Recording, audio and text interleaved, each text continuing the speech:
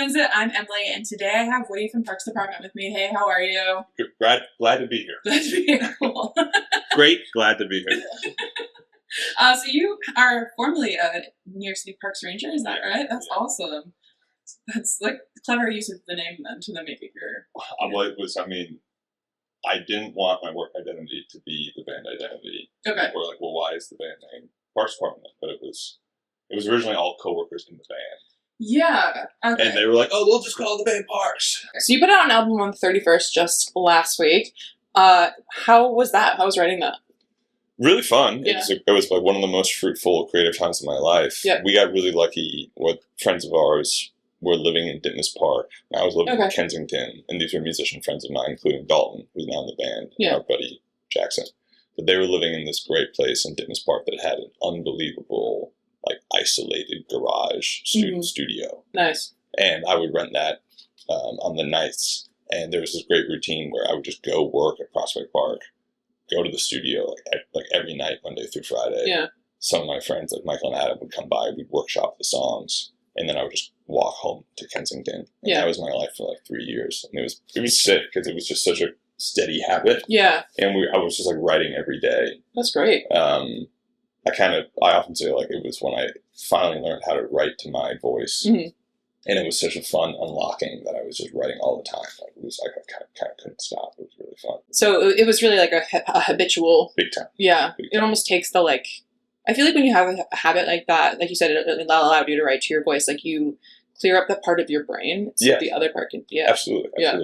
I think I look back on that where if everything didn't come together really conveniently for me, like I know a lot of people. The pandemic was horrible, and obviously like tons of people died, and it was really sad. Yeah. For me. It was an amazing time. I was lucky. Yeah. But yeah, it became so everything else fell away in my life, and I was just able to. I had a consistent routine with work, and then this space where it was really nice. You obviously have a lot of moving pieces with that many people in your group. Like, how was composing for all the other parts? Did you have to do that, or did people come in with their own?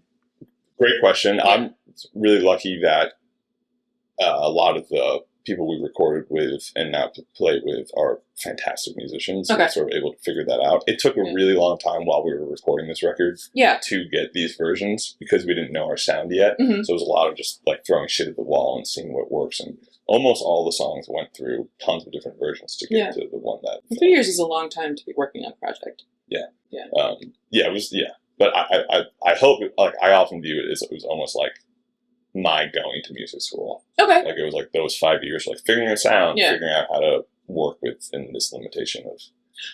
No, I meant like it's long in the terms of like clearly you would have had the time to try different sounds on it, try different voices and see what works. Yeah. Definitely. Yeah. Well, 2 songs you brought for us are Money Tree and Boston. So we'll start with Money Tree. Do you want to maybe tell us about this song specifically? Sure. Yeah. Yeah. It was one of the earlier songs I wrote when I started figuring out my voice and what the sound of this project was. And what we would do a lot is I would have an idea, bring it to the band at that time, which was mainly Michael and Adam, and just critique it a lot until I do tons of different versions, change the chorus, change the verse, change the melody slightly, just keep editing it until it was, I kind of view it as almost like sculpting. Yeah. Like, you're just kind of chipping away at it, yeah. Exactly. And this one, lyrically, it was all about I had sort of just started dating my girlfriend, and we were, like, I was living at her apartment most of the time, and she went to go visit her brother in LA, and I couldn't go because of work. Mm-hmm. And the song was kind of just like, oh, when you start to build a routine with somebody and then they're gone, you feel a little aimless, and you realize that you've sort of started to build this life with somebody, and it's all like the little things that you do together and how to sort of keep those routines, I guess, around. Yeah. Yeah. So the other song you have for us is Boston. That was your most recent single before you put out the album. Can you tell us about this one? Yeah. It was probably the very first song for this project. Okay. I remember it was the first time. Did it set the tone then for the rest of it? Absolutely. Yeah. Absolutely, yeah. It's also in some ways like the folkiest one. Yeah. You can see that. Yeah. So the project has changed a bit, but like from a music perspective, like there's a lot more chord changes and stuff, which I don't do is experimenting with that.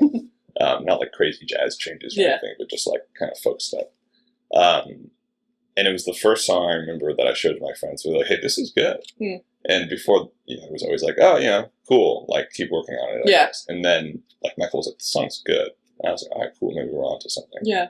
And yeah, but musically, I started to figure things out. And lyrically, also, with that song, I started to kind of figure out how to write a little more conversationally and, like, specific vignettes and things like that.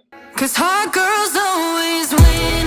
Thanks for listening to Emily Spins It, presented by the Indie Music Network and Not Dead Yet Media. This episode was produced by Heather de Armas and edited by me, Emily Mills. Our intro and outro music is Hot Girls Always Win by Really Blonde. If you've enjoyed the episode, please support the podcast by sharing, subscribing, and leaving a review. You can also follow the show on Instagram and YouTube at Emily Spins It. For more shows about breaking through the noise, head over to the Indie Music Network podcast. If you have questions or feedback, contact us at notdeadyetmedia.com/contact.